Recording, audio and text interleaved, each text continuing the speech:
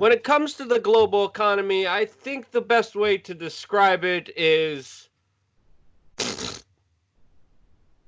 that's really all I got. And trust me, that's probably a lot better of analysis that you're going to get anywhere else on the mainstream media. As of course, finally, they are realizing the true economic ramifications that we are in right now. And to discuss that and the many hockey sticks, not in Canada, even though our guest, John Sneisen, economic historian, is in Canada, but all the hockey sticks happening with, of course, the central banksters. And there's a lot of them, and it's very unsettling. Now, we got our first article here by Market Watch that talks about how the sinking U.S. economy hasn't hit bottom yet. And gee, you don't think so? You think we already went over the hump? You think this is over? It is definitely not.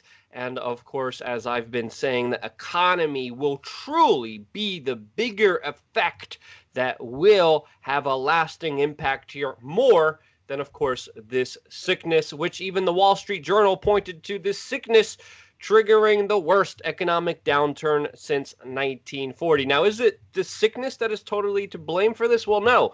It's uncovering a lot of very irresponsible moves made by the quasi-private sector that has been rewarded by the federal government. And now finally, CNN woke up from its slumber a little bit too late, I would say, and they wrote an article that actually is accurate, saying, quote, a flood of corporate debt could make the economic recovery more difficult. Gee, you don't say so. Even Bill Maher is waking up to the crazy reality that we are all facing, and he confronted Nancy Pelosi just recently, talking about, of course, what the hell is the government doing? Specifically, after another bailout by the government to the close tune of $500 billion, again, was just passed this Friday. And Nancy Pelosi, the Speaker of the House, went on Bill Maher to talk to him. And Bill Maher said to her very closely, quote, we were 20 trillion in the hole to begin with, and all world governments who are already in debt are doing this. How can the whole world be writing this funny money? Later on, he said, quote, I'm worried about this whole thing collapsing. We go into a depression, he later, of course, added. And he is even wrong about the 20 trillion, since, of course, we are very close to now $25 trillion in debt, an unpayable, irresponsible, reckless move that, of course, is not going to stop, but it's only going to increase from here. And John, what the frick is going on here? And then how that number's going to get a lot higher, isn't it? Oh, definitely. And, actually, I'm looking at the current numbers right now. It's at the usdebtclock.org. Everybody could pull this up. If you go and look at the actual federal deficit spending right now, it was hovering around 1 trillion not too long ago, like just a couple of months ago. And now it's at $2.5 trillion already. And a deficit means that basically that's money that they don't have, that they got to actually spend by creating debt. And again, that's why the debt is increasing. And of course, that's the official number. The actual number is $3.1 trillion in deficit. So we're looking at that, and that's before we even have hit the pension crisis with the Social Security, all these Medicare, Medicaid, everything getting paid out in what's called the unfunded liabilities that the United States has. And actually, the current number of unfunded liabilities right now, and then unfunded liabilities basically not something that has been spoken for in money that they owe to someone, that they promised someone, and that they don't have, and that is at $144.640 trillion right now. And that is money that, you know, it has not been created yet, on top of us having a coronavirus crisis that have, you know, pricked a lot of bubbles around the world, and especially, you know, now with central banks. And I don't know if you can show some of the charts that I sent to people here, no, that I sent to you, that shows all the balance sheets of all the central banks around the world, and they're starting to hockey stick, every single one of them. And some are worse than others, of course. And the reason why they're worse than others is because they had bigger bubbles. So, for example, you know, Canada, Australia, the UK, they had bigger bubbles than everybody else because we didn't get hit so bad back in 2008.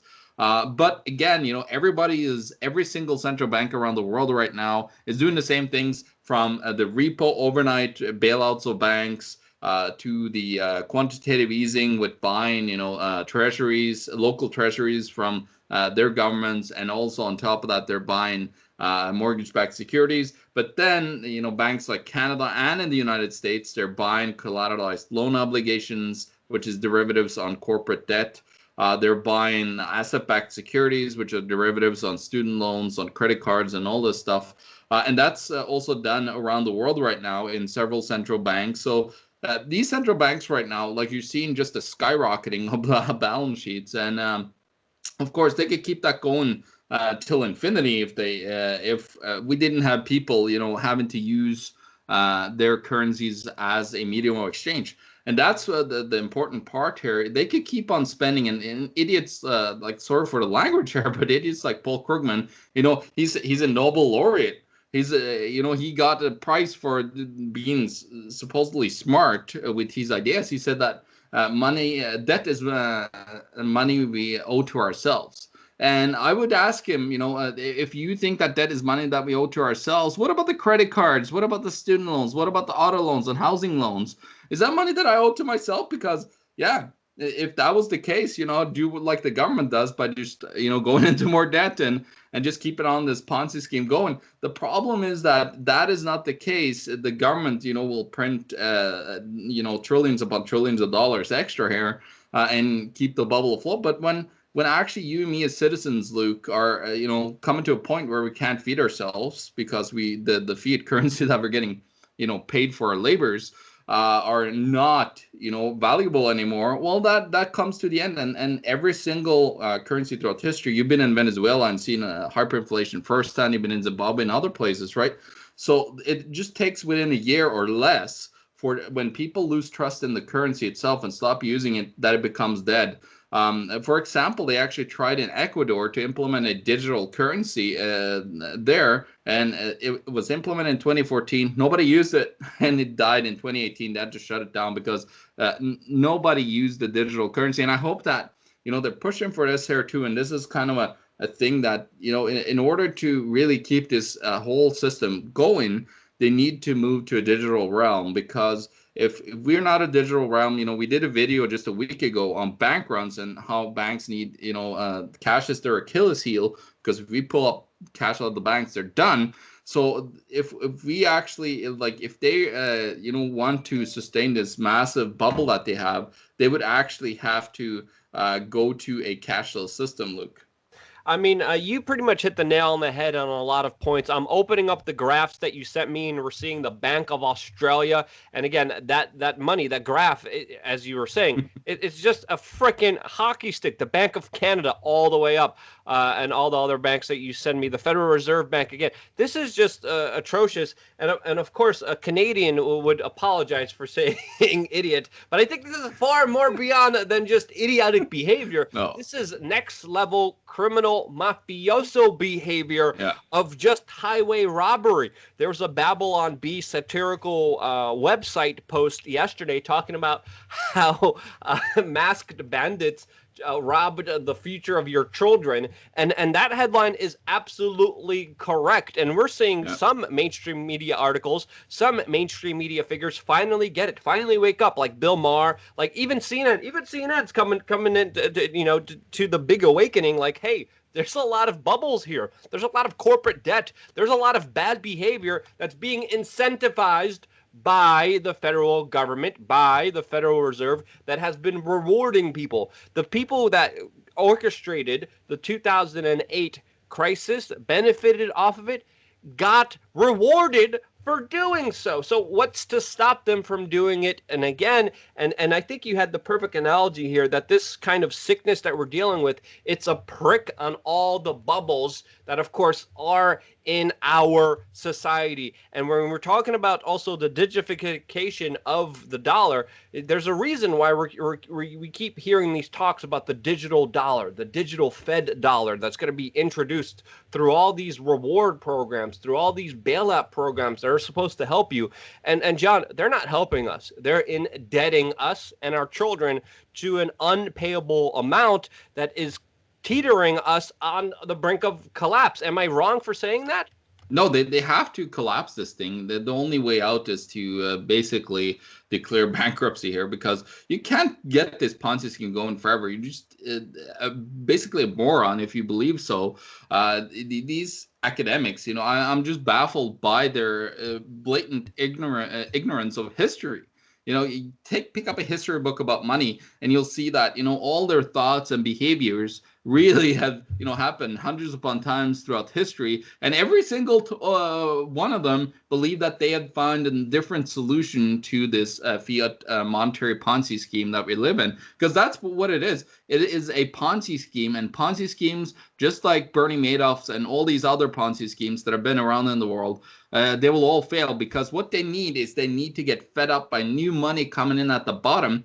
And when that doesn't happen, and to put the analogy into the real economy, when you don't get people into more debt, and when they can't take on more debt, the whole system comes apart. And that's why you're seeing the balance sheet of these banks skyrocketing, because they were having to buy up all this toxic, terrible debt that they indebted people with. And we are, as our age, we're not going to see any pensions or anything that they promised to anyone, because it's unsustainable. It can't happen. And unfortunately, I'm sorry to break this to you people, but we are in such a horrible state with what we promised to people, and all these free things that the government constantly brings upon, and saying that, oh, these programs, but they got to print more and more currency to have those programs. And then suddenly, if you're, because this is the number one thing, if you don't have a salary increase every year that follows, probably 5 to 10% in an increase, you're falling behind that much every year, because real inflation is more like 10% or 15 or 20% some places. John, I was going to ask you, this is a perfect segue into the next question. What kind of timeline are you seeing here? Because from everything that I'm personally seeing, I'm kind of seeing this kind of squeezing, this kind of slow cook method where the purchasing power of your money slowly goes down, and eventually even there's a potential here that these crooks may be able to get away with it, just like they did in 2008. That's kind of how I see it. Me and you know other people that are literally talking about hyperinflation tomorrow. It's all gonna go bust. It's all gonna be Zimbabwe tomorrow. Buy my product now to make sure you don't. There's a bunch of ridiculous people that we could call out here, but what do you think of the timeline that I presented, and how are you seeing it as far as it unfolding the way it is right now? Yeah. Well, what we've hit is we hit peak debt, current peak debt, right? So what is happening is that you have a massive what's called deleveraging, and that creates deflation in the economy, the worst enemy of any central banker, because they need, remember, we were talking about the Ponzi scheme, needs constant more debt into the system to feed it to be alive. And so that deflation is not going well with these central banks. So they actually have to buy every single asset that is going down in value that can't be paid, because if they just let this happen, which they should let everything just go south, and everybody go bankrupt that massively over leveraged and bought all this debt because it was so cheap.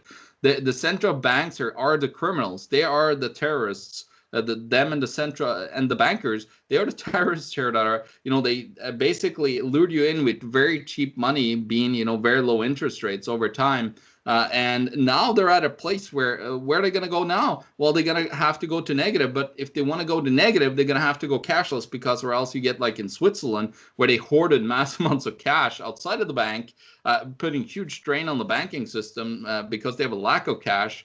So they need to go fully cashless in order to be able to. And in a book called The Curse of Cash by Kenneth Rogoff, former chief economist for the IMF, he is talking about -5 to maybe potentially -10%. And when you have your money in the bank, it's never yours. So unless you take it out, but then, when you actually have your money always in the bank, it's never yours, and you got to pay 5 to 10% potentially annually or monthly. Who knows what they're up to here? But at that point, you're basically a slave, and they're stealing your money out of your checking account. So that's just another step towards this whole totalitarian, Ponzi scheme that they think that they could get away with. But I don't, let's learn the lesson from Ecuador, where people didn't use the currency. Don't use any digital currencies that comes out from centralized authorities. And they'll go the way of the Ecuadorian, dollar system that they tried to implement. So let's just hope that, because if we go with this whole system and continue on this path, I think we're going to end up where I had a presentation back in last year in December with Jedward Griffin's Red Pill conference, where I had the police state. I was warning about 5G in the police state. Well, that fits perfectly in with cashless society, of course. And then voila, suddenly you are in the Chinese gulag economy, where you basically can't do anything. And say anything against the government, or do anything, or do anything, or buy anything individually, or what you want anymore. So you basically become a total slave to the government and to whoever central entities will be in control of that system. And that's where we will end up here if we don't, if we let them continue and let them, the $2.3 trillion so far, probably more, or the phase 3.5, I don't know what they call it, phase 3.5, this, another bailout that you were just talking about. It's just insane. They can keep on, printing all this currency and bailing out everybody. But the problem is that, when people can't afford to feed themselves anymore, look at the food banks everywhere, Luke. All around the world, there's mass amounts of food bank shortages. That's kind of a bank run as well, right? Where there's shortages of food. And that's what we're seeing, because when people are hungry, let's look at other revolutions that have happened. They stand up to whatever authority there is, and things will change drastically, because if they don't, people will starve to death, and they will have that on their hands. All these central bankers, I think there's going to be mass starvation happening from central bank and government policies, and they have all that on their hands. It's all their fault, and they should know it, and look at themselves for the disgusting human beings that they are perpetuating this system. Yeah, more than just idiots. Trust me there. And when people go hungry, the chances of revolution increase as well. So a lot of interesting things to keep an eye on. John, where can people find out more information about you? You can find everything that I do at theeconomictruth.org, where I share information. Sometimes I blog there. You can find all the videos that I've done. There's links to everywhere that I'm involved with putting out my content. And of course, go to bankrun.org. It's a new website that we put up that we're trying to monitor what's happening here, because all this printing of currency is not going to do well for the banking system unless they go cashless, as I said. So yeah, follow those two, and you can find my bookstore as well, Canada, the Greatest Economy in the World, ? Where I actually I put in perspective, and I show people 4 years ago what is happening right now. And fortunately, some people listened and took some actions, but way too little people did. Yep, and again, you have to be prepared, you have to be safe, you have to be ready, but most importantly, you have to rely on yourself and no one else. There's too many people putting their trust, their faith, and their authority and power into centralized forces that, of course, don't give a damn about you. This is why we're here. We're here to remind you that, and to, of course, keep you updated with all the latest information. If you thought we did that, share this video with your friends and family members, because if you don't, no one else will. Thank you again so much for watching. Stay tuned for more. And love ya. And one last thing. Woo! You're going to get more of this. Oh, see? This is central bank policy. It failed. Right there.